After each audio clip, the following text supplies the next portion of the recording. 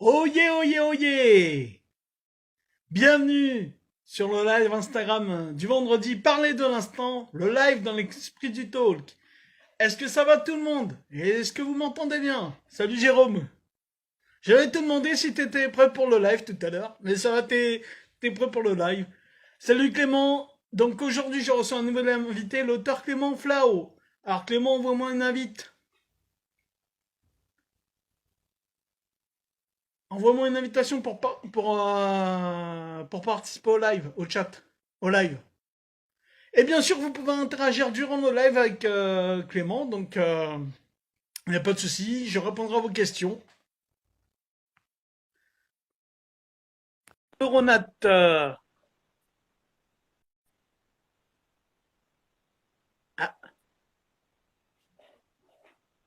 Est-ce que tu me vois? C'est bon? bonsoir Clément, Bonsoir. ça va? T'as pas de soucis techniques? Normalement, c'est bon. Si tu m'entends bien, c'est parfait.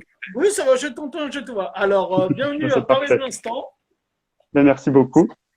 c'est moi qui te remercie. Alors, donc tu es auteur, C'est ça. tu as commencé en 2016 avec la pièce de théâtre Libre Arbitre que tu as écrite. Ouais, c'est ça en gros. On peut dire que c'est la première officielle, mais il y en a eu plein avant. D'accord, ok, ouais, bah c'est comme tout le Ouais, monde, hein. Je pense qu'il y a eu des officieux avant et après on s'est rattrapé. Après, on va dire l'officiel il est venu sur le tard pour certains.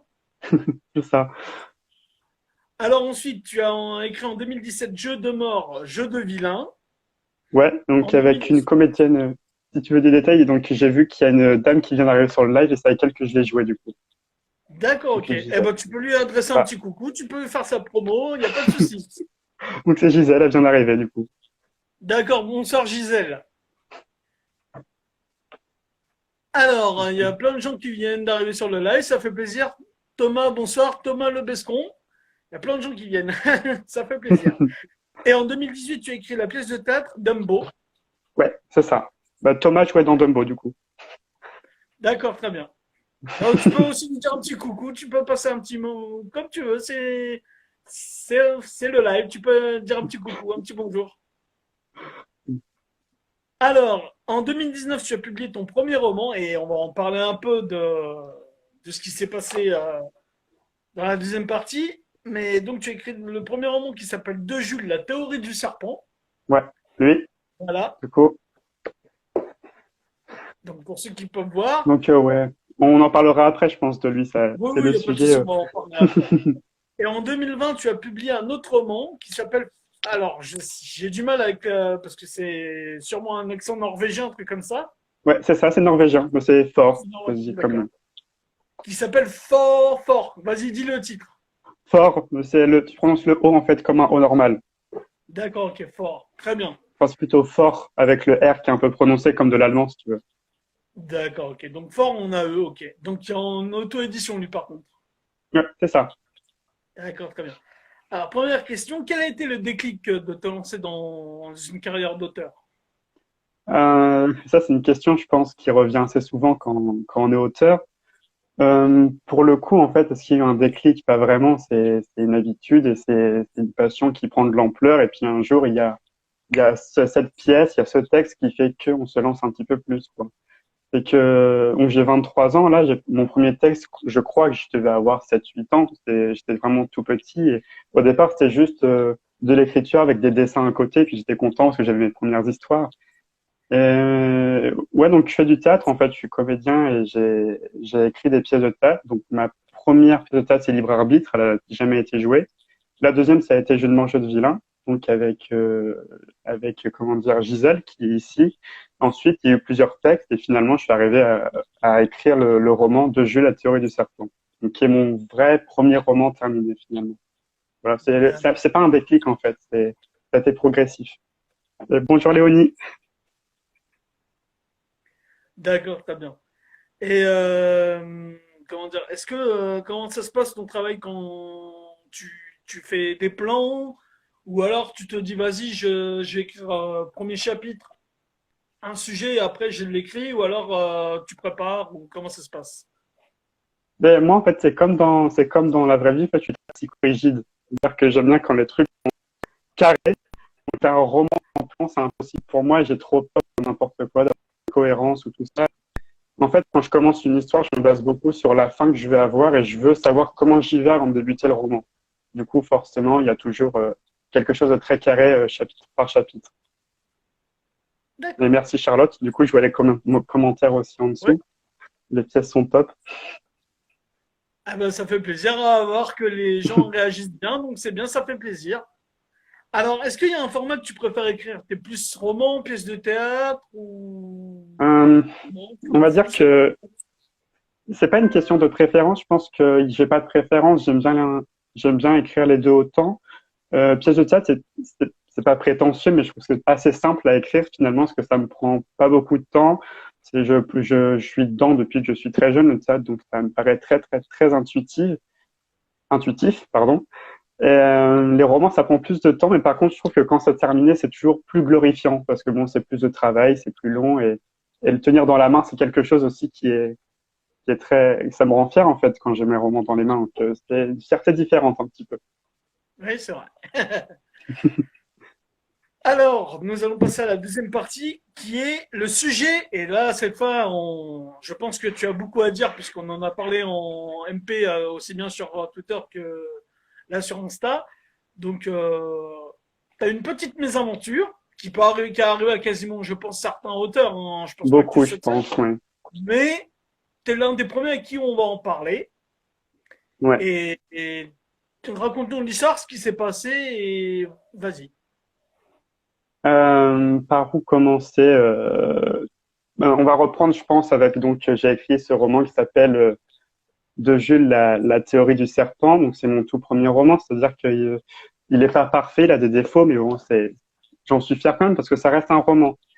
Et j'ai eu le bonheur, on va dire, et aussi le malheur finalement, parce que on va dire que c'est un petit peu ambigu finalement, d'envoyer à des maisons d'édition et qu'une maison d'édition en fait a accepté ce roman. Donc j'étais très content et je me souviens j'étais à la fac, Léonie qui ici elle peut en témoigner, j'étais ravi, j'étais aux anges parce que c'est comme une bénédiction quand on est auteur d'être en maison d'édition, c'est comme un aboutissement et donc ça s'est super bien passé au début tout le processus éditorial donc sans rentrer dans les détails, il y a la signature du contrat, puis il y a des clauses à signer, tout ça. Il y a des mises en page à faire, des propositions d'images. Enfin, c'est tout un processus en fait qui nous plonge complètement dedans. Il y a une immersion totale pendant un temps jusqu'à la sortie.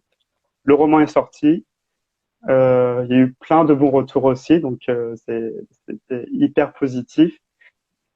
Et après, on va dire que ça a un petit peu décliné du coup pour le coup. Euh, ce que je disais, donc je te disais, Samy, c'est que je vais pas citer la maison d'édition parce que j'ai pas envie d'avoir de problème avec eux et puis on va quand même rester très détaché de ça. Euh, pour expliquer un petit peu maintenant que j'ai le recul et pour ceux qui voudraient en plus se lancer dans l'écriture, il y a des choses auxquelles il faut faire attention quand on signe un contrat, qu'on ne voit pas immédiatement, surtout quand on s'y connaît pas. Moi, je m'y connaissais pas du tout et encore aujourd'hui, je pense que je ne verrais pas tout si on venait à re-signer un contrat et peut-être que j'aurai de nouveau des surprises, mais en tout cas, celles-là, je les aurais plus, c'est sûr, parce que ils sont dans ma tête maintenant. Euh, je pense que tu m'as connu grâce à Twitter, Samy, le thread que Oui, j'ai fait. exact. Oui. Donc, il s'est passé quelque chose avant-hier, je sais plus exactement, et je l'ai mis sur Twitter, du coup, je l'ai expliqué, je l'ai mis sur mes réseaux sociaux pour que les gens soient au courant. C'est qu'en fait, l'éditrice m'a bloqué de ses réseaux sociaux. Donc, ce qui n'est pas normal déjà en soi, c'est que Non, c'est les pas normal du tout. responsables, en fait, les responsables de mon roman, en fait, ont décidé de me bloquer pour que je n'ai plus de contact avec eux et que je puisse plus, en gros, me plaindre ou m'exprimer, en fait, tout simplement sur ce qui ne me plaît pas dans ce processus. Du coup, ça, on va dire, c'est le problème final, ce qui est arrivé. Après, il faut voir tout ce qui est arrivé en amont, c'est une succession de choses, en fait, qui n'est pas normale et qu'en tant qu'auteur, on n'est pas censé accepter normalement, mais bon. Après, avec l'euphorie, je comprends qu'on puisse signer n'importe quoi. C'est ce que j'ai fait, donc.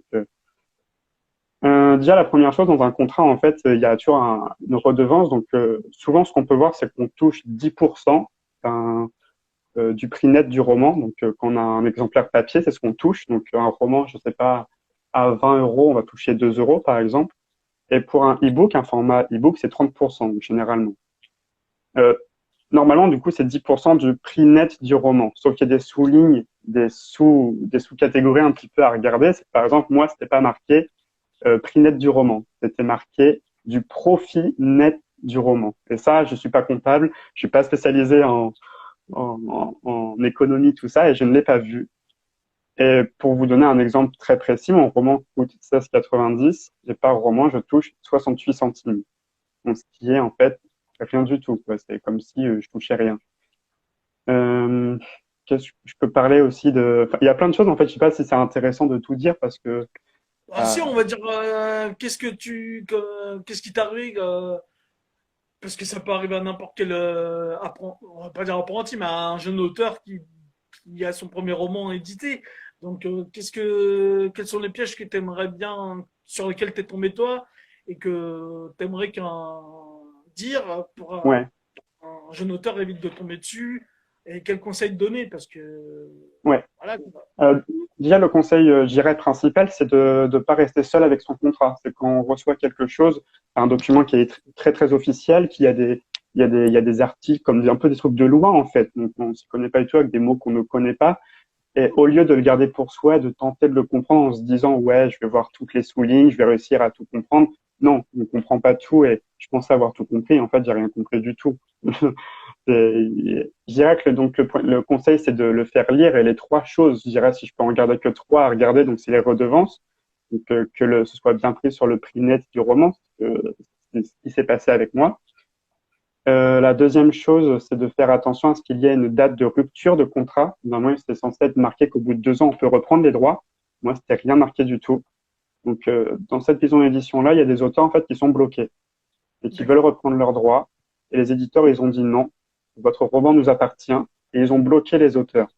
Du coup, en fait, leur œuvre leur appartient plus du tout.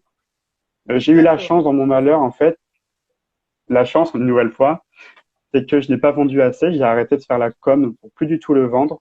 Du coup, c'était plus rentable et ils m'ont proposé de reprendre mes droits. C'est l'avantage que j'ai eu en quelque sorte. Bon, ça va alors. Euh, ouais. Donc la Non, troisième, c'est faire un attention. bon truc. Oui, c'est ça. La troisième, le troisième point à faire attention, c'est ce qu'on signe aussi. Cette maison d'édition m'a fait signer une clause, je ne vais pas la décrire, de confidentialité, qui vaut 5 ans après, jusqu'à 5 ans après la rupture du contrat. Donc, c'est-à-dire, donc D'accord. moi, c'est dans 5 ans. Pour quelqu'un Ouais. à qui il refuse d'ordonner les droits, du coup, c'est à vie. Donc ça, c'est pas normal non plus. Et ce contrat, donc, en fait, ça nous interdit de travailler dans tous les pays francophones, dans tous les travaux de l'édition. Ça peut être illustration, graphisme, comptabilité, direction, etc. Mais On ils ont n'a pas le pas le droit de droit de faire ça. parler. Je ne sais pas. Je suis en train de me renseigner. Je suis en contact avec plein de gens, mais je ne sais pas. Euh, on n'a pas le droit non plus de parler mal de la maison. On n'a pas le droit de parler mal des éditeurs. On n'a pas le droit de parler mal des auteurs et de leur œuvre. Du coup, c'est une D'accord. censure très, très, très dense. Ouh, dis donc. Ah ouais. Oh là Donc ça, c'est, là. ouais. Et j'en ai un dernier, comme ça, au moins on aura tout fait. C'est que dans le contrat, ce qui était marqué, que je n'avais pas vu non plus, c'est que 50% des frais éditoriaux, en fait, étaient pour l'auteur. Donc, moi, normalement, c'était une maison d'édition à compte d'éditeur. J'étais censé rien débourser. Et Oui, pourtant, dans le exact. contrat, c'est marqué, en fait, que je devais leur payer 50%. Ah, donc c'est une maison d'édition à compte d'éditeur et à compte d'auteur et Ouais. déguisé. Sauf qu'il Parce s'est que déguisé parce qu'en fait, ouais, même ça, en fait, c'est faudrait expliquer. Parce que, excuse-moi de t'interrompre, ouais, mais je pense que tu vas mieux expliquer que moi. C'est que, voilà, pour les, on va dire pour ceux qui ne sont pas du métier du tout, qui ne connaissent rien, il y a, pour eux, quand on dit maison d'édition, c'est genre les plus grosses maisons d'édition qu'on connaisse, que ce soit Gallimard Jeunesse, ouais. Gallimard, Michel Lafon, enfin un peu ce qu'on veut. Mais ce que les gens ne. Et pour ceux qui connaissent bien, il y a aussi, et ce qu'il faut éviter, parce qu'il y en a pas mal qui sont d'auteurs qui sont dedans, même moi, on va dire que j'ai commencé un peu dans une maison comme ça, mais sans avoir déboursé, ce qui est quand même bizarre que j'ai. Bon, enfin, c'est bien, j'ai pas déboursé, mais j'ai quand même dû payer mes exemplaires et j'ai eu un tarif Ah oui. réduit, tout ça. Bon, bref. Ouais, c'est une maison qui commence par Edier et ça finit par livre. C'est plus chez eux, hein. Ça, Enfin, ça réduit mes les livres. possibilités. Voilà, ouais. Bon, ils étaient sympas avec moi, hein, mais le problème, pour en parler un petit peu, parce que j'ai rarement l'occasion d'en parler, peut-être un jour je ferai une FAQ Donc voilà, Mm. pour expliquer un peu mon parcours et tout. Euh, donc, euh, donc il y a les maisons d'auteurs déguisées, enfin Mm. des maisons, des comptes d'auteurs déguisés en comptes d'éditeurs. Donc Ouais, voilà, il y a ça. Et les gens ne connaissent pas très bien comment ça se passe et surtout, ils ne connaissent pas qu'il y a des pièges à éviter. Par exemple, ouais. comme tu as dit, il faut débourser. Et ça, il ne faut pas débourser. En fait, c'est assez ambigu. C'est encore plus, je trouve, enfin, personnellement, je trouve que c'est encore plus fort, c'est que pour expliquer un peu aux gens qui connaissent pas, c'est que normalement, il y a deux écoles. Il y a les maisons d'édition à compte d'auteur. Donc, ce sont des maisons d'édition, c'est les auteurs qui vont tout payer, donc leurs frais, les impressions, etc. Et il y a les maisons d'édition à compte d'éditeurs. C'est des éditeurs qui signent en disant, on vous fait confiance, vous nous confiez votre roman et on s'occupe de tout. Vous avez rien à débourser. Moi, la maison d'édition où je suis, enfin, où j'étais du coup en l'occurrence, ils se vendent comme une maison d'édition d'éditeur. Donc on est censé rien débourser du tout. Et en soi, je n'ai pas du tout dépensé d'argent en fait. Mais j'ai vendu quasiment 100 exemplaires de mon roman de Jules, la théorie du serpent et je n'ai rien touché du tout. Pourquoi? Parce qu'ils ont repris sur mes redevances en disant, vous nous devez 50% de frais éditoriaux. Donc c'est un peu, voilà. D'accord. Ah d'accord. Ah ouais, c'est curieux quand même. Hein. Ouais, Ah oui, c'est bizarre ça.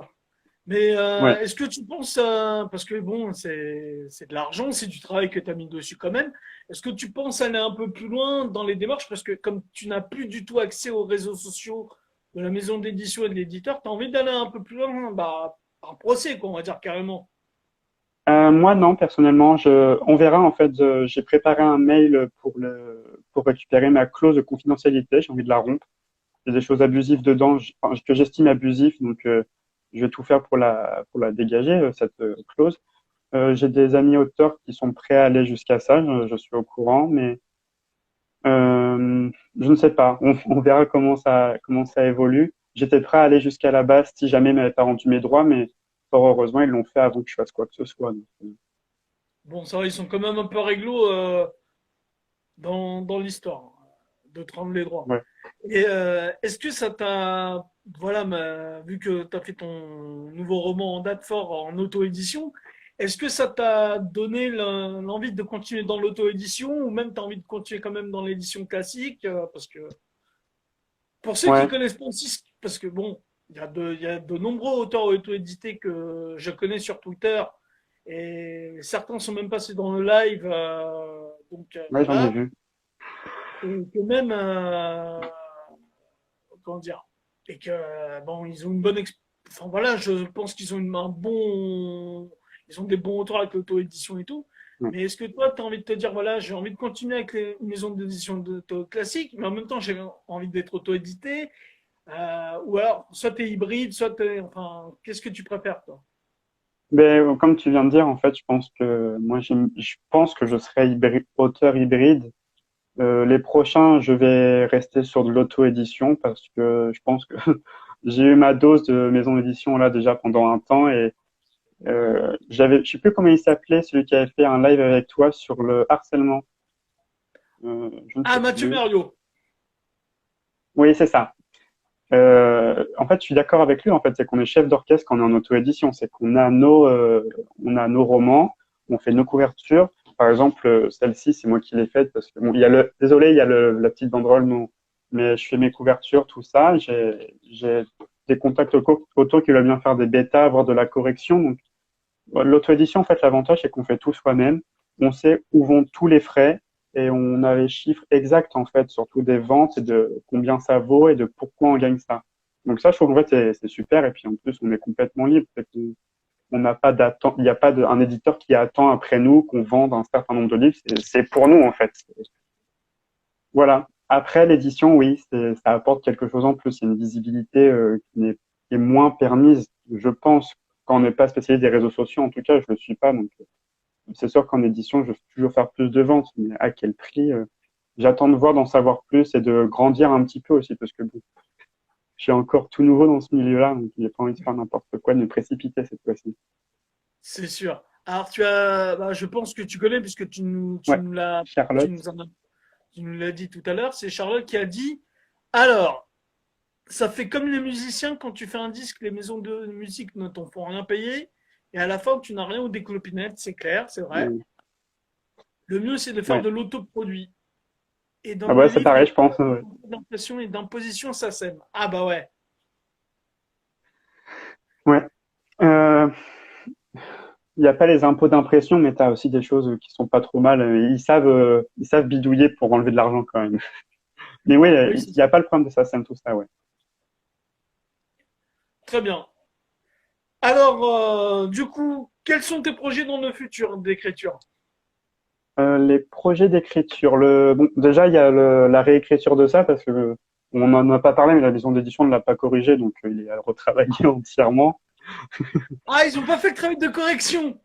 Non, ils ont fait de la correction, ils m'ont rajouté des fautes quasiment, alors il faudra que Ah, je le retravaille. d'accord. Mais donc ouais, ça c'est pour la fin d'année, je pense que je vais les réécrire. Et en projet direct, donc c'est en auto-édition. Ça va être une romance feel good, donc toute douce qui va sortir pour cet été, pour avoir un livre les pieds dans l'eau comme ça tranquillement. Donc ça, c'est sur les rails, c'est le prochain projet. Si je D'accord. peux en dire un peu plus, Oui, vas-y, euh, pas de souci. qu'est-ce que je peux dire sans spoiler?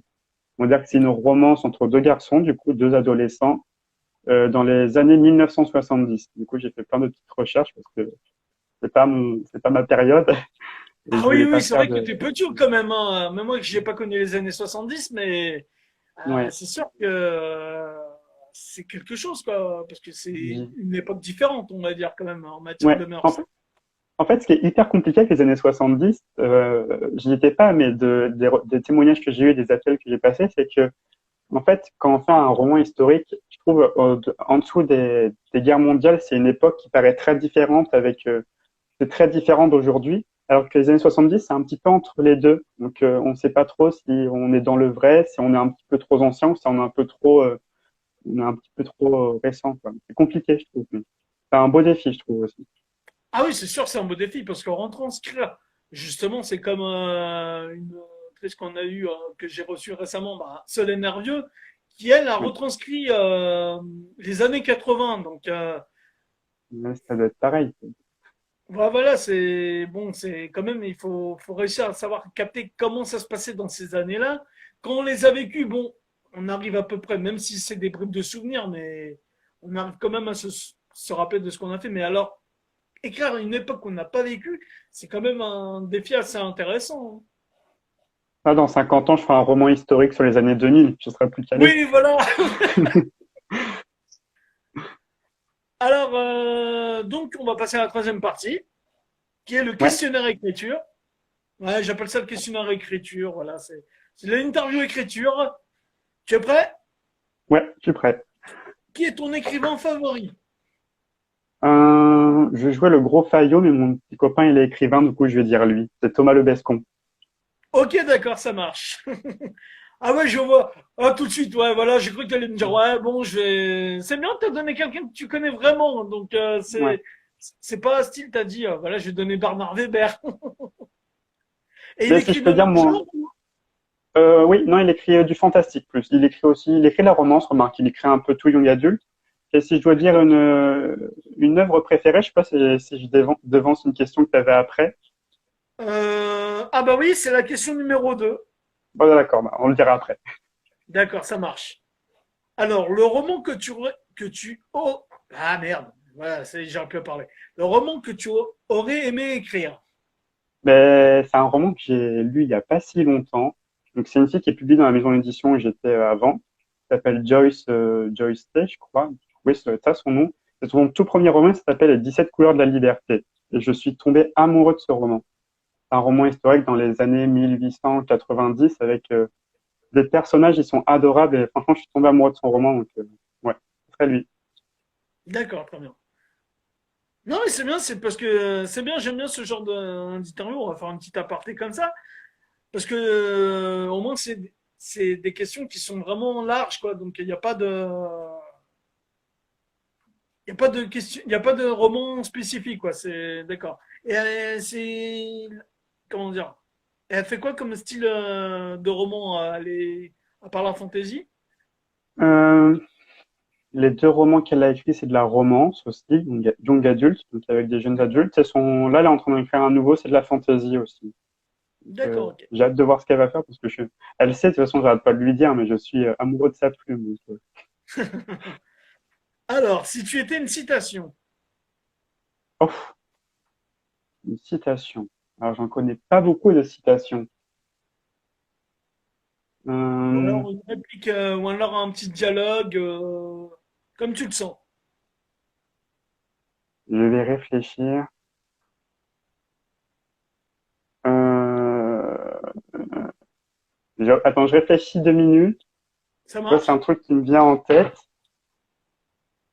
Euh, Parce que franchement, en citation, j'en connais vraiment pas beaucoup. Je sais qu'il y en a qui aiment bien les collectionner dans un petit carnet. Moi, Ouais. j'en ai aucune citation qui me vient en tête. Puisque je suis un fan des années 80, je veux dire, il m'entraîne au bout de la nuit, les démons de minuit. Oh, bah voilà! Voilà, ça c'est une citation. Une citation. À la main ou sur ordinateur? Sur ordinateur, globalement. Là, parfois, je fais le plan sur le papier, mais non, je préfère l'ordinateur. Nouvelle technologie. D'accord, très bien. Ah, là, c'est la question que tout le monde a, franchement, il y en a qui ont perdu des amis à cause de ça. Il y en a qui en ont gagné, hein. Le roman que tout le monde aime et que toi tu détestes. Ou en plus globalement, le livre que tout le monde aime et que toi tu détestes. Le livre que tout le monde aime et que moi, je déteste. Je suis pas un grand lecteur. Hmm, hmm. Alors, si je devais dire un livre qui a donné une série, je veux dire Game of Thrones. J'aime pas trop Game of Thrones, très honnêtement. C'est pas D'accord. un truc Et si je devais donner un livre, je l'avais essayé quand j'étais en terminale, parce qu'il était hyper à la mode, 50 nuances degrés. Je trouve ça ridicule, personnellement. D'accord, ok. Non, mais tu as le droit de le dire. On en avait parlé, il me semble, avec l'autrice Jessica Lombard. On avait parlé de 50 nuances de degrés, justement. Tiens. Et comme quoi, c'était un peu de. Disons que c'était un peu de bas étage, quoi. C'était pas vraiment ce qu'elle attendait de la littérature un peu érotique.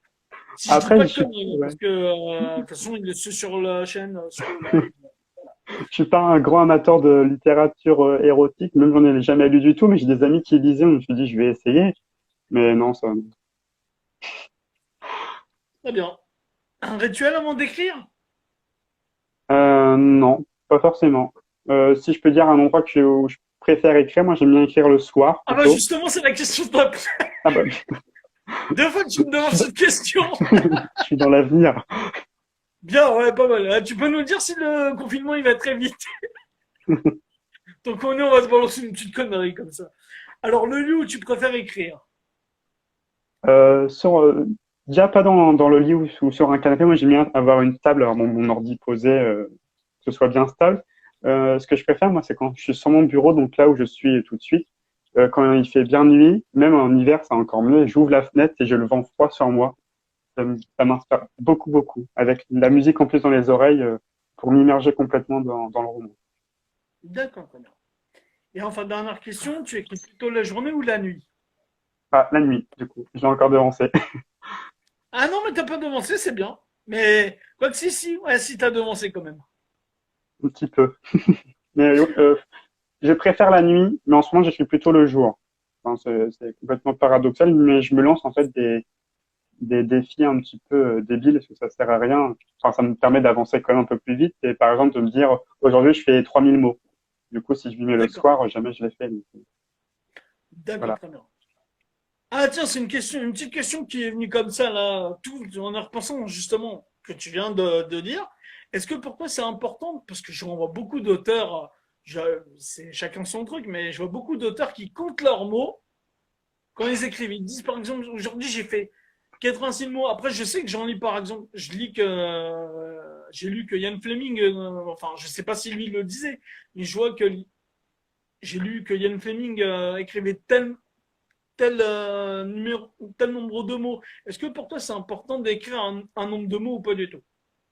Est-ce que c'est important? Non, en soi, c'est pas important du tout. Je pense que c'est un peu un toc d'auteur. Bon, il y a ceux qui comptent leur nombre de mots et il y en a qui comptent leur nombre de caractères. Donc là, ils ont des nombres encore plus astronomiques.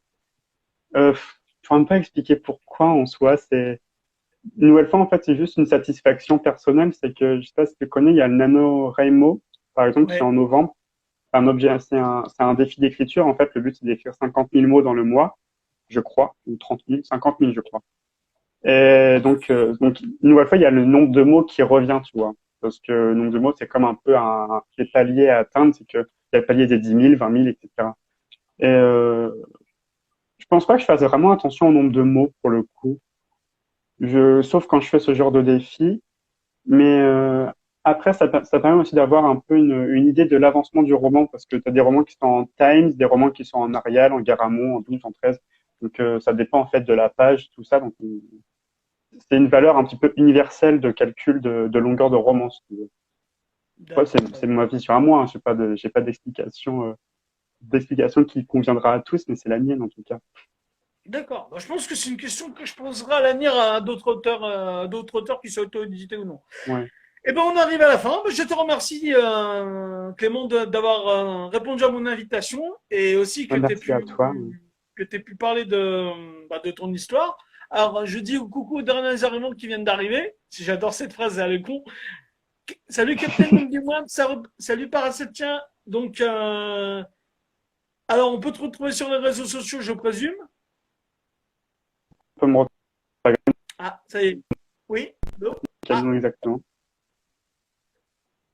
on peut te retrouver sur les réseaux sociaux comme Twitter, par exemple. Ouais, donc sur Instagram, sur Facebook, à mon nom Clément Flao, auteur, et sur Twitter du coup, Clément Flao, donc là où il y a eu le fameux thread, je sais pas c'est quoi le mot français pour thread, mais Ouais, qui a bon, on va dire fonctionné, déroulé.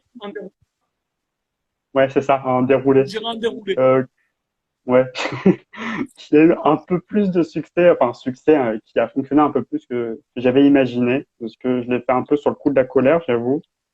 Je sais pas si c'était la bonne chose à faire, mais il fallait que ça sorte au bout d'un moment. Ça fait 1 an que ça dure, donc au bout d'un moment, voilà. Crois-moi, croisons ma petite expérience quand même. Quand quelque chose te tient vraiment à cœur, même si c'est 10 ans après, 5 ans après, 8 ans après, et que tu as envie d'en parler, tu peux le dire. Ouais. Et au moins, ça m'a permis de faire ce live. Donc, comme ça, j'ai tout gagné. Ah bah oui, voilà, exactement. En plus, tu es dans un live où tu as pu tout dire, sans Ouais, censure. ouais. Alors, moi, je Bah, te je te remercie. remercie quand Peut-être qu'on même. se reverra. Comment, excuse-moi? C'est pour ça que je te remercie en tout cas. Ça me fait plaisir de pouvoir passer. Et bonjour Amélie, mais c'est la fin. Et voilà. Bon, je te remercie et puis peut-être une prochaine fois pour un nouveau live pour une Ouais. future publication.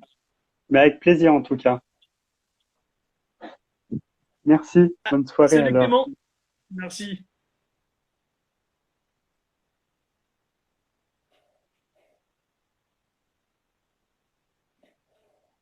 Alors, Dust, bonsoir Ah oui, oui, et malheureusement c'est la fin, eh oui.